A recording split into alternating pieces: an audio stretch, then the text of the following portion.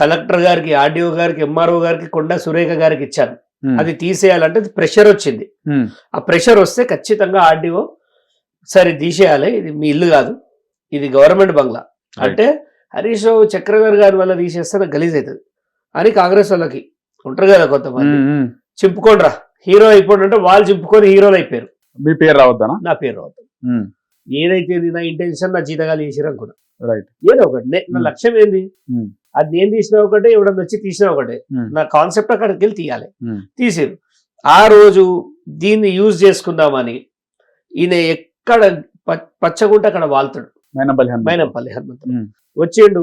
మరి ముందుకెళ్ళి హరీష్ రావు ఇంటి ముందు అడుగు వెళ్ళి తొడగొట్టాలి కదా.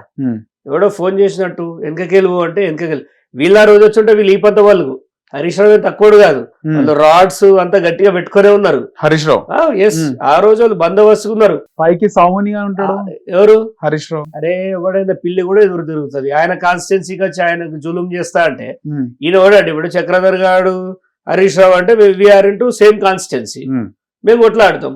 ఈయన మల్కాజ్గిరి ఉన్నదాన్ని చూసుకో శాతగాక లేదని అంటే పడ్డట్టు ఈయనకి ఎందుకండి ఇవన్నీ, ఈ ఏజ్ లో అవసరమా ఎక్స్పెరిమెంట్లు?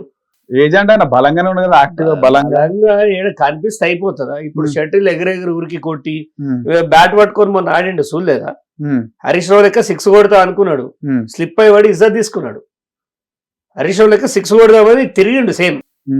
మరి బాల్ అందాలి కదా ఆయనకి, కంటికి ఆనలేదు, అది కొద్దిగా చూసుకోవాలి. ఈసారి మల్కాజ్గిరి మీద